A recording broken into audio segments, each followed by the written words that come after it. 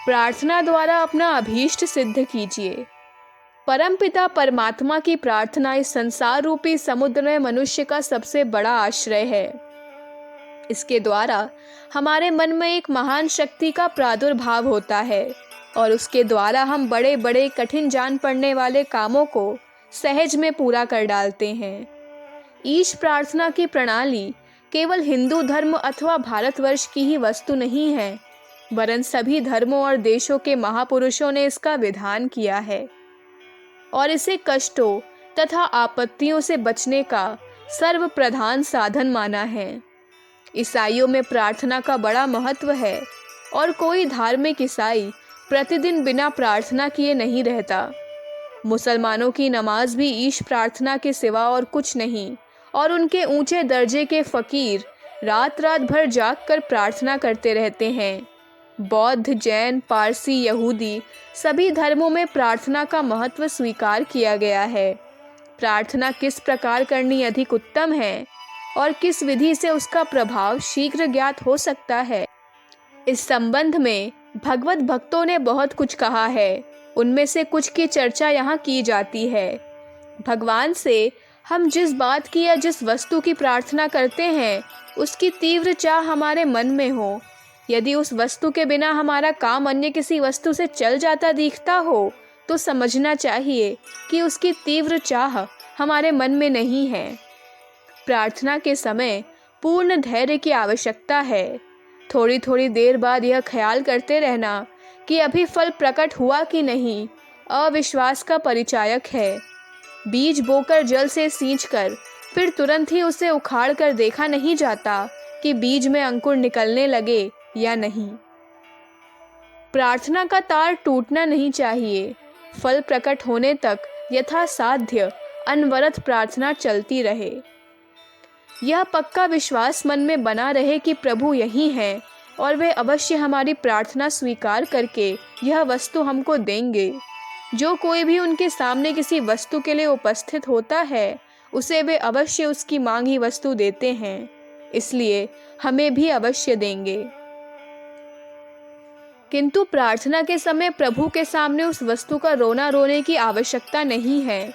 प्रार्थना का रूप होना चाहिए प्रभु के हृदय का मिलन, हृदय का एकीकरण, प्रभु के रूप में तन्मयता।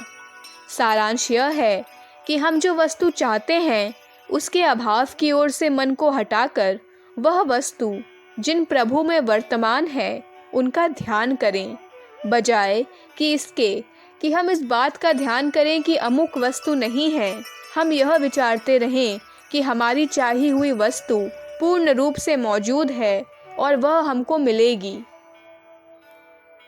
यह भी विचार करना चाहिए कि हम भी विश्व सृष्टा प्रभु के ही एक अंश हैं, तो वह वस्तु जिस प्रकार प्रभु में वर्तमान है उसी प्रकार हमारे अंदर भी मौजूद है। इसलिए हम भी चिंतन के द्वारा अपने लिए उस वस्तु का निर्माण कर सकते हैं। यह नियम है कि हमारे प्रत्येक विचार मन में उत्पन्न होने पर बाहर भी वैसा ही रूप धारण करते हैं। इसलिए हम प्रार्थना के समय यदि वस्तु के अभाव का, अपनी दीनता का विचार करते रहेंगे तो इसका परिणाम आशाजनक नहीं हो सकता। इसके विपरीत प्रार्थना के समय हमको इस प्रकार के भाव रखने चाहिए। हमें तो सब कुछ प्राप्त है, हमारा सब कुछ सुंदर है नाथ, तुम्हारी कृपा से मैं बराबर सफल होता जा रहा हूँ। ऐसे विचारों से हमारा प्रभु से संयोग हो जाता है और करुणा सागर भगवान की तरफ से जो कृपा की लहरें हमारी ओर आती रहती हैं उनसे प्रतिकूल परिस्थितियाँ मिटने लगती हैं और हम अपने अभीष्ट के निकट पहुँचने लग जाते हैं। प्रार्थना के पूर्व हमें यह भी विचार कर लेना चाहिए कि जिस वस्तु को हम मांग रहे हैं वह किसी दूसरे व्यक्ति के हित की विरोधी तो नहीं है। मान लो कि यह इच्छा उत्पन्न हुई कि हमारे अमुक शत्रु का विनाश हो जाए और इस इच्छा की पूर्ति के लिए हम भगवान से प्रार्थना करने लगे, तो इसकी पूर्ति के लिए भगवान का आश्रय मिल सकना असंभव है। प्रभु में किसी के प्रति शत्रुता अथवा द्वेष की कल्पना ही नहीं की जा सकती। उनकी दृष्टि में कोई भी पराया नहीं है, फिर वे द्वेष किससे करें। इसलिए किसी का अहित चाहने की प्रार्थना पर प्रभु कभी ध्यान नहीं दे सकते। अतः कभी हमारे मन में किसी के प्रति विरोध का भाव उत्पन्न भी हो तो उसको अन्य प्रकार से प्रकट करना चाहिए। हमको भगवान से प्रार्थना करनी चाहिए कि हमारा यह विरोधी तो हमसे शत्रुता रखता है, उसका हृदय विशुद्ध हो जाए और वह हमसे प्रेम करने लगे। ऐसा करने से उस प्रार्थना का परिणाम शुभ हो सकता है। मन से यह धारणा निकाल देनी चाहिए कि भगवान हमारी प्रार्थना से दबकर हमारा उद्देश्य पूरा कर देंगे। प्रभु का मंगलमय विधान तो निश्चित है, वह अनादिकाल से एक निश्चित क्रम से चल रहा है, वे इससे हेर फेर नहीं करते। हाँ, इतना अवश्य है कि जब वे हम पर कृपालु होते हैं तो हमारी मति को बदलकर सत्य और न्यायानुकूल मार्ग पर ला देते हैं।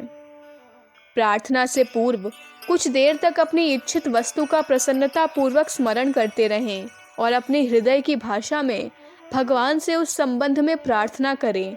किसी के द्वारा सिखाई गई भाषा में प्रायः कुछ कृत्रिमता आ जाती है, जिससे प्रभु के साथ संयोग होने में देर लगती है। इसलिए अपनी स्वाभाविक भाषा का प्रयोग करना ही उचित है। हमें अपनी इच्छा पूर्ति की अवधि और उसके ढंग के संबंध में कुछ न कहना चाहिए। हमारी इच्छित वस्तु कब मिलेगी और किस प्रकार मिलेगी, इसे सर्वथा प्रभु की इच्छा पर छोड़ देना चाहिए। जहाँ तक अधिक से अधिक संभव हो हम प्रार्थना करते रहें, पर यह बात प्रभु के अतिरिक्त और किसी पर प्रकट होनी उचित नहीं।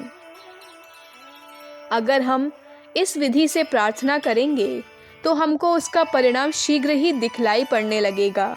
इतना ही नहीं, हमारे हृदय, मन, प्राण में प्रभु की दिव्य ज्योति भरने लगेगी।